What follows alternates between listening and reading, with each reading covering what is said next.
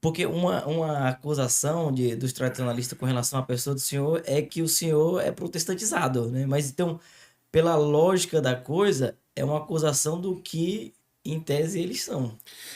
Porque como não conseguiram. Veja bem, é um ardil bem interessante, porque como você não respondeu, ou você fugiu Hum, do debate para esclarecer as questões, porque elas todas foram. Eu coloquei todas as questões em cima da mesa, aham. com toda clareza. Tá aqui. Né? Então, como eles não podem responder aquilo, qual que é a resposta?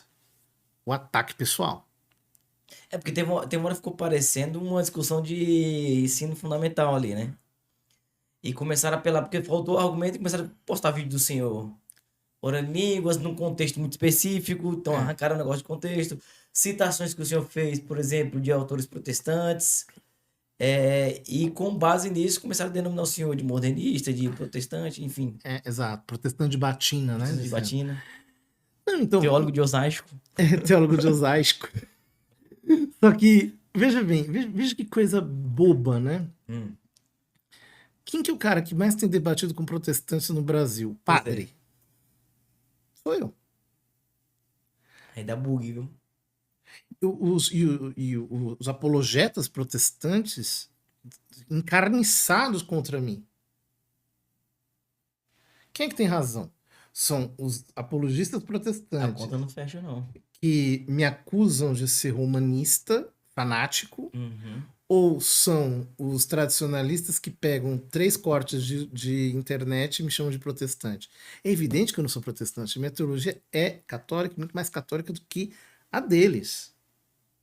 Muito mais. Uhum. Uhum. Eles não tem staff para debater teologicamente comigo. Uhum. Os melhores deles são fracos. E isso eu demonstrei. Por exemplo, um fulano que falou sobre os sacramentos. Os sacramentos fora da igreja são válidos, mas não comunicam a graça. Eu falei, ué, Como que isso é possível? se a definição de sacramento é ser um sinal eficaz da graça, como é que ele. Peraí, você está falando alguma coisa, porque ele estava querendo rebater o Concílio Vaticano II, que diz que existem elementos de salvação fora dos limites visíveis Hum. da Igreja Católica e que esses meios de salvação se ordenam à unidade católica. Então, o que ele estava querendo dizer? Que o fulano, quando é batizado, o batismo é válido, só que ele não comunica graça. Como é que isso é possível? Não é possível, é uma Uhum. contradição em termos. Ele está tentando criar um monstrengo, Uhum. né, Uhum. para defender uma ideia. Bom, se uma pessoa tiver de boa fé, é evidente que ela recebe a graça se ela foi batizada validamente. Ela só não estará de boa fé. São Tomás o diz ex professo. Se ela for propositalmente, porque eles são hereges ali, eles são cismáticos ali, e o fizer de propósito mesmo. Para Uhum. que faz isso? Ou seja, em consciência, sabendo que a Igreja Católica é instituída por Cristo, etc, etc, vai, por exemplo, receber o batismo numa outra igreja. Quem é que faz isso? É Então, ilógico, né? ele está elevando a categoria de princípio à exceção da exceção da exceção da exceção Uhum. da exceção. Para desmontar. Então, quando você pega, você pega os impostores, é justamente nos detalhes. Né? Porque você percebe que o público desavisado não sabe disso. Uhum. Uhum. Ô, padre, agora assim, a gente acompanhou os debates do senhor com protestantes. Não existiu a proposta, o senhor também não tem interesse em debater publicamente, sei lá, numa mesa como essa, assim, com um tradicionalista? Ou você acha que eles não aceitariam, ou o senhor também não tem interesse? Nunca me propuseram. E eu também não tenho interesse. Porque, na verdade, eu estou debatendo. Hum. Um debate de alto nível, por escrito. Boa parte deles, o que não é por escrito, o que é por vídeo, é por vídeo muito bem estudado.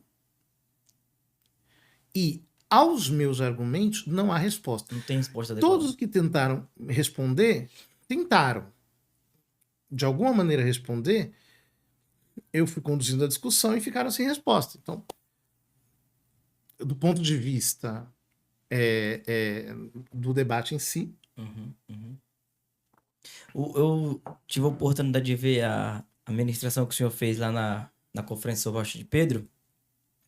E o senhor, lembro que o senhor foi falando de moveres carismáticos pentecostais ao longo da história da igreja, né? Então a ideia é que o movimento pentecostal carismático dentro do catolicismo é tradicional, de alguma forma. Então, lembro que o senhor começou ali de Atos mesmo, e quem é católico do século XX para cá, talvez padece, né, talvez não padece desse conhecimento tradicional do movimento carismático, e tem a manifestação dos dons em língua, né, oração em língua e tudo mais, como se fosse uma coisa recente. Uhum. E a minha pergunta é, porque vejo que o senhor se move tranquilamente nesse ambiente também. Orar em línguas é coisa de protestante ou a gente consegue, para quem está nos assistindo aqui agora, dizer para um carismático que ele pode ficar tranquilo que ele é católico e a oração em língua não faz dele um protestante? É evidente que isso não faz de ninguém. O que faz alguém ser protestante é a doutrina protestante. E a prática. Se Uhum, você tem uma prática de rebelião contra a igreja, rejeição à autoridade mais séria da igreja. Isso é que faz de alguém protestante. uhum, Ora, o dom de línguas. Por que ele é um problema em si? É teológico. Porque, veja bem, eu tenho um fenômeno uhum, que hoje, no século XX, nós chamamos assim, dom de línguas, tal, tal, tal, tal, desse jeito que a gente exercita nos grupos carismáticos. E nós temos fenômenos similares ao longo da história da igreja que nós não sabemos dizer com toda certeza que correspondem exatamente, mas existem aproximações muito responsáveis, muito bem feitas. uhum.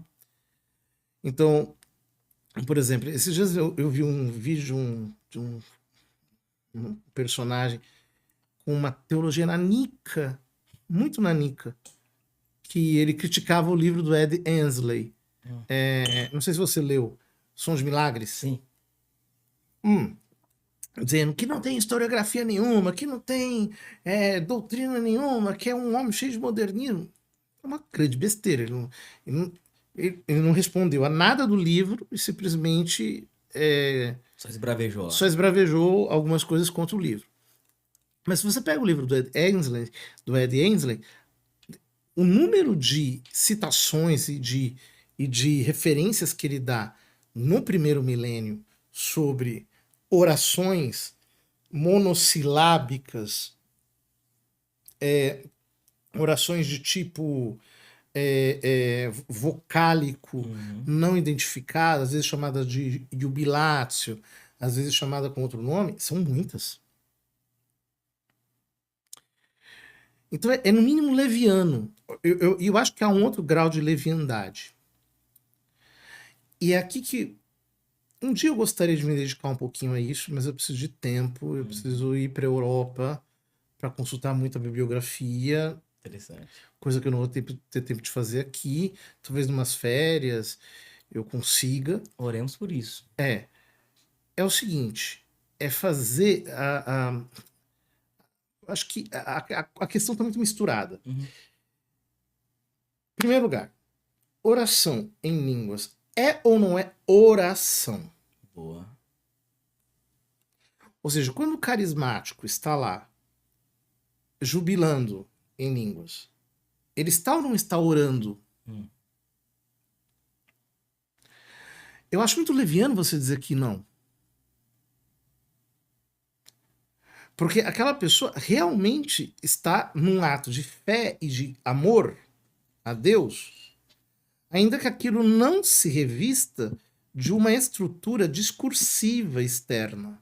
Porque se assim fosse, o que definia a oração seria a clareza verbal. Porque eu também não consigo afirmar que uma pessoa está rezando de fato se a verbalização dela for, né, reconhecida, né? Não é porque você está rezando a Ave Maria que Que você você está está rezando de rezando fato. a Ave Maria. É. Então, a oração e a oralidade, elas não têm uma correspondência total. Então, por exemplo, São Tomás fala na Suma Teológica sobre o louvor, que existe um certo transbordamento da alma para o corpo, em que a pessoa se comove com júbilo e lágrimas, ela glorifica a Deus. Isso não é discursivo. Uhum. E aí? Então, a questão teológica é muito mais profunda, o buraco é muito mais embaixo, e o pessoal é idiota, não tem capacidade de sair dos seus clichês. Não, é porque ele é carismático, é porque ele é isso, é porque ele é aquilo. E não ter aquela boa vontade de dizer, peraí, calma, eu vou entrar nesse negócio para compreender. Em outras palavras, chamar os carismáticos católicos de protestantes é burrice. Má vontade é não ter, digamos assim, a inteligência de tentar compreender o que está acontecendo ali. E eu digo para você, eu já presencio muitas pessoas que na oração em línguas realmente estão numa conexão profunda com o Pai, o Filho e o Espírito Santo. E coisas maravilhosas aconteceram. Então é leviano, é absurdo isso. E o fruto do mover também, né? Porque assim, eu vejo que quando a gente pega aquelas pessoas que se converteram, de fato fizeram uma experiência com Jesus através de um evento, de um encontro carismático, a gente olha pro cotidiano da pessoa e uma docilidade no trato com Deus e com o outro. Que por vezes, quando a gente vê o comportamento de alguém mais voltado ao movimento tradicionalista, a gente não percebe isso. Então, por exemplo, uma amiga nossa ficou arrasada, que ela fez a experiência com Deus, mudou de vida no movimento carismático e começou a estudar e começou a pender pro tradicionalismo. Daí ela sentou-se em uma mesa com os tradicionalistas e ela foi abrir a boca para dizer que gostava do padre Marcelo Rossi. Ela foi hostilizada na mesa, que ela teve que sair, ela saiu da mesa chorando, ligou pro pai buscar ela. Então, assim, as pessoas estavam sentadas na mesa entre padres e leigos, ali, o pessoal já meio alterado por conta da bebida, ela saiu de lá arrasada. Ela falou assim, não, isso não traduz o evangelho, por mais que não concorde com o movimento. Quer dizer, falta caridade, falta É, humildade, muitas vezes aquela coisa, eu tô certo, eu tenho é. motivo. E depois falta honestidade. Por exemplo, eu via esse mesmo sujeito de teologia nanica dizendo assim: isso é uma heresia, a heresia carismática. Por quê? A graça não vem pelos sacramentos, a graça vem pelo batismo no Espírito Santo. Quem é que disse isso? Que a graça não vem pelos sacramentos. É você que está dizendo, você criou um espantalho, está atacando o espantalho, mas quem está recebendo a comunhão diariamente, confessando com bastante frequência, são os carismáticos. E que estão lá na missa, adorando a Cristo na Eucaristia. Olha, eu vou dizer uma coisa para você. Na década de 80, 90, os únicos lugares em que Jesus era expulso no ostensório eram nos grupos carismáticos. E quando eu vejo as acusações, não bate com o que eu experimentei na prática, porque eu me converti no movimento carismático e o que me ensinaram foi sempre o quê? A radicalidade do evangelho, a fidelidade ao evangelho, a presença na Santa Missa, a confissão frequente. Os ensinamentos foram sempre esses. Mas depois tem uma heresia camuflada nesse modo de dizer. Porque é verdade que a graça se comunica eficazmente pelos sacramentos. Mas não exclusivamente. Por quê? Existem as graças atuais, existem as graças, o batismo do Espírito Santo, por exemplo, o que se chama no movimento carismático batismo do Espírito Santo, com uma linguagem bíblica, é uma espécie de super graça atual que a pessoa recebe e que a leva a um arrependimento ao nível de fé que vai fazê-la viver uma vida de graça habitual. É isso. É o que a gente vê que pessoas batizadas não vivem, Por exemplo. né? Então, Eu vou tirar pelo meu exemplo particular. É. Né? Porque não vivia meio de fato, mesmo sendo batizado sacramentalmente, não vivia de acordo, ou nem buscava viver. Exato. Então, quer dizer, o que é o batismo do Espírito Santo, no fundo? É uma mega graça atual. É, né? Que está te empurrando para dentro da vida da graça. Você pega um testemunho como do Zé Pretinho, por exemplo, década de 80, 90. que o homem foi para uma fila, pensando que estavam dando alguma coisa, era uma oração, ele recebeu uma imposição de mãos, caiu, o efeito da bebida passou, ele era um mendigo, drogado, etc. O homem virou pregador. Uhum. Ele recebeu isso. Ah, então quer dizer que a graça não vem pelos sacramentos? Não, não, não. É você que está dizendo isso. Uhum. A graça vem pelos sacramentos, mas a graça vem pela pregação da palavra de Deus. A graça vem pela oração. A graça vem pelos sacramentais. A graça vem, no fundo, de muitos modos. Uhum. Quem sou eu para dizer que não é? E se ela vem desses outros modos, ela pode vir para além das paredes formais da igreja, no caso, né? Então, alcançar, por exemplo, os protestantes. São Tomás diz o seguinte: quando o homem se volta para o fim último, ele recebe a graça.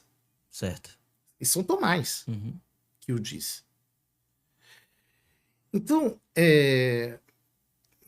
esse radicalismo, né, ele não é cristão, não é católico. Há um documento do Papa Pio IX que não sei que Merore, se não me engano. Agora eu não vou me lembrar.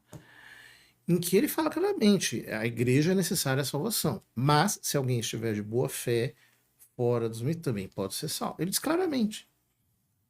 Tá, a pessoa está de boa fé, mas é bom senso. É. Não tem como amputar as mãos de Deus, né? Deus é incapaz de alcançar a pessoa. Não faz sentido. Então, por